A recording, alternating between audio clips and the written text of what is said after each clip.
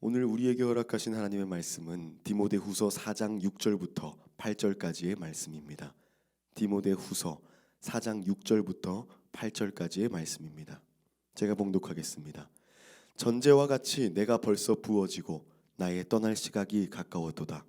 나는 선한 싸움을 싸우고 나의 달려갈 길을 마치고 믿음을 지켰으니 이제 후로는 나를 위하여 의의 면류관이 예비되었으므로 주 곧 의로우신 재판장이 그날에 내게 주실 것이며 내게만 아니라 주의 나타나심을 사모하는 모든 자에게도니라.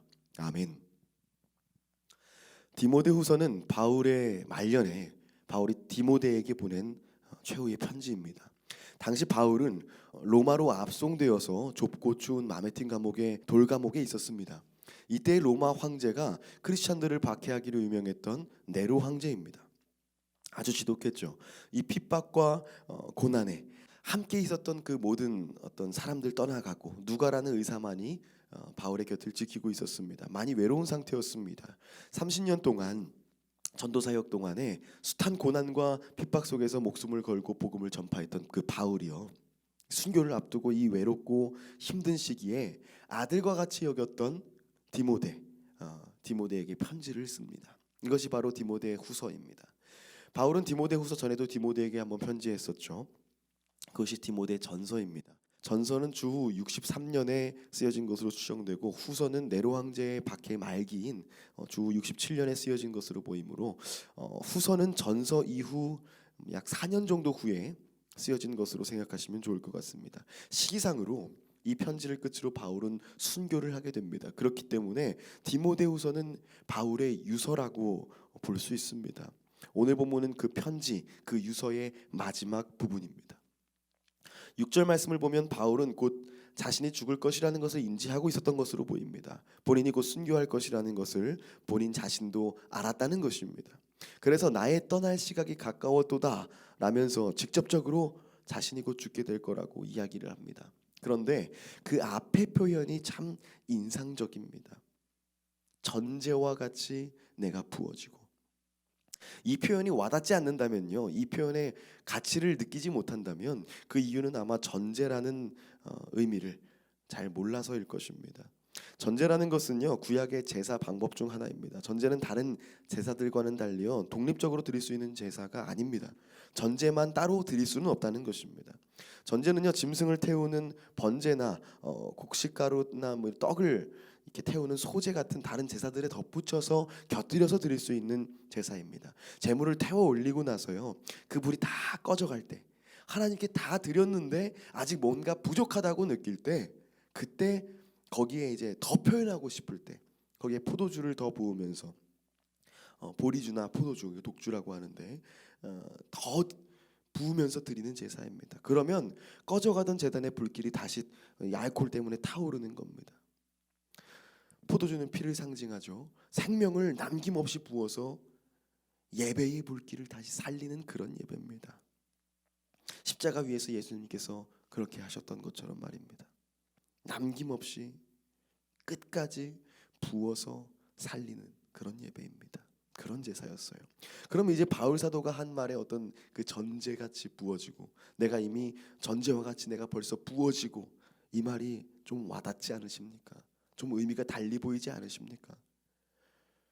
전제와 같이 내가 벌써 부어지고, 이미 자신의 삶을 한 방울도 남김없이 아낌없이 하나님께 예배로 드렸다는 이야기입니다. 그리고 네로 황제의 박해를 받아 세상을 떠나는 그 순교의 순간에 흘릴 그 피 한 방울까지도 그리스도와 교회를 위해 넉넉히 바치기를 원한다는 그런 고백입니다. 내 생명이 꺼져서 이제 꺼져가지만 내 삶을 전제로 부어서 그 불길을 살리고, 그러므로 주 예수를 향한 자신의 삶을 예배로 드리겠다는 그런 강한 의지입니다. 삶이라는 그 거룩한 산 제사를 그냥 제사도 아니고 전제로 끝까지 남김없이 드리겠다는 것입니다. 바울은 디모데후서를 쓰기 10년 전에 로마서를 썼거든요. 그는 로마서 12장 1절에 로마 교회 성도들에게 이렇게 권면합니다. 그러므로 형제들아, 내가 하나님의 모든 자비하심으로 너희를 권하노니 너희 몸을 하나님이 기뻐하시는 거룩한 산 제사로 드리라. 이는 너희의 드릴 영적 예배니라. 로마서 12장 1절 말씀입니다. 그는 자신이 한 말을 누구보다도 잘 지키고 있었습니다. 저는 바울 선생이 진짜 그야말로 명설교가라고 생각해요.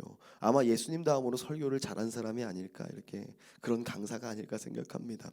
왜 그런가 설명을 드리면 여러분도 아마 납득을 하실 텐데요. 저는 좋은 설교자는 말 잘하는 설교자도 아니고요. 성경 말씀에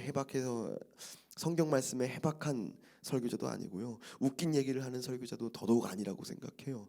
진짜 좋은 설교가는요, 그런 설교자는요, 자신의 설교대로 사는 사람이라고 저는 생각합니다.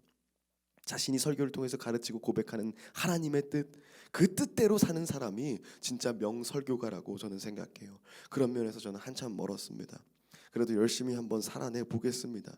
삶으로 설교하는 명설교자가 되기 위해서 한번 몸부림을 한번 쳐보겠습니다. 응원하시고 기도해 주세요. 저는 그래서 바울을 높게 평가해요. 자신의 설교대로 살아간 삶, 얼마나 멋집니까? 그는 로마서에서 자기가 설교한 대로 그렇게 살고 있었어요. 평생을 말이죠. 자신의 몸을 하나님이 기뻐하시는 거룩한 산 제사로 드렸습니다. 그리고 남아있는 것까지 부었고 또 부을 것이라고 이야기합니다. 7절 말씀으로 바울은요, 자신의 삶을 한 문장으로 요약합니다. 나는 선한 싸움을 싸우고 나의 달려갈 길을 마치고 믿음을 지켰으니. 그는 선한 싸움을 싸웠다고 고백합니다. 바울은 누구와 싸웠을까요? 그는 평생 안으로는 자신과 밖으로는 어떤 사단의 권세와 싸웠을 것입니다. 에베소서 6장 12절 보면요, 우리의 씨름은 혈과 육을 상대하는 것이 아니요 통치자들과 권세들과 이 어둠의 세상 주관자들과 하늘에 있는 악의 영들을 상대함이라, 이렇게 말합니다.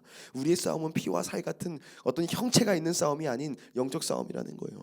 사단의 유혹과 공격이 얼마나 많았겠습니까? 그렇게 평생을 핍박당하는데 감옥에 갇히고 매도 맞고 이런 가운데 믿음을 잃어버릴 수 있는 순간이 얼마나 많았겠습니까? 그런 그가 이 영적인 싸움에서 승리하기 위해서는 먼저 자기 자신과의 싸움, 자신을 내려놓는 그 싸움이 있었을 것입니다. 그는 그렇게 달려간 것입니다. 푯대를 향해 뒤돌아보지 않고 질주한 거예요. 그리고 결승점이 눈앞에 보입니다. 순교하여 죽기 전까지 모든 내 유혹을 물리치고 믿음을 지키는 것, 그게 눈앞에 있습니다. 그는 자신의 믿음을 지켰다라고 스스로 자평하고 있습니다. 말하고 있어요. 싸웠고 달렸고 결국 믿음을 지켰노라. 이것이 바울의 삶이었던 것이죠. 그 삶을 통해서 하나님께 영광 올렸으니 이것은 바울이 드린 어떤 삶으로의 예배였던 것입니다. 마지막 8절 볼까요? 이제 후로는 나를 위하여 의의 면류관이 예비되었으므로 주 곧 의로우신 재판장이 그날에 내게 주실 것이며 내게만 아니라 주의 나타나심을 사모하는 모든 자에게도니라. 그는 모든 순간 그리고 마지막 한 방울의 삶까지도 믿음으로 주님을 예배했으니까 떳떳합니다. 더 나아가서는 기대하고 있습니다. 자신을 위해 예비된 의의 면류관, 의로우신 재판장 곧 하나님께서 자신에게 주실 것이라고 말이죠. 그야말로 하늘의 상급입니다. 이렇게 당당한 모습이 바울의 말년 처형당하여 순교하기 전 마지막 모습입니다. 여러분 어떤 생각이 드십니까? 저는 이 바울의 편지를 묵상하면서요, 제 자신에게 질문해보게 되었습니다. 나는 과연 바울과 같은 선한 싸움을 이기며 살고 있는가? 달려나가며 믿음을 지키고 있는가? 이를 통해 나의 삶을 거룩한 산제사로 드리고 있는가? 나의 삶을 전제와 같이 붙고 있는가? 감히 여러분께도 질문을 올립니다. 여러분은 어떻게 살고 계십니까? 여러분께 맡겨진 그 삶을 책임 있게 살아가고 계십니까? 그 삶을 통해서 하나님께 영광 올리며 삶으로 예배하고 계십니까? 오늘 본문의 말미에 바울 사도는 우리에게 가르쳐 줍니다. 그러한 삶에 도전할 수 있는 것이 나뿐이 아니다. 바울, 나만이 아니라 여러분도입니다. 이렇게 이야기하고 있습니다. 주 곧 의로우신 재판장이 그날에 내게 주실 것이며 내게만 아니라 주의 나타나심을 사모하는 모든 자에게도니라. 하나님께서는 바울뿐 아니라 주의 나타나심을 사모하는 모든 자, 그러니까 우리에게도 기회가 있음을 바울을 통해서 알려주시는 거예요. 여러분, 우리는 어떤 삶을 살아내야 할까요? 바라기는 인생을 마감할 때에 사도 바울과 같이 내가 믿음을 지켰다라고 고백할 수 있기를 소망합니다. 더 나아가서 우리의 삶을 거룩한 산제사로 드리며 다 드리고도 무언가 부족함을 느껴서 더 드리는 전제와 같은 삶을 살아가기를 소원합니다. 그리고 오늘 여러분께도 함께 권면합니다. 감히 권면합니다. 예수 그리스도와 교회를 위해 넉넉히 부어지는 삶을 만들어 가시길 소망합니다. 축복합니다. 그래서 훗날 우리가 하나님 앞에 섰을 때 나의 삶이 최고는 아니었을지라도 최선이었다는 고백, 남은 한 방울까지 하나님께 부어서 예배드린 삶이었다고 고백할 수 있는 저와 여러분이 되기를, 주님 사랑교회 모든 성도가 되기를 축복합니다. 기도하겠습니다.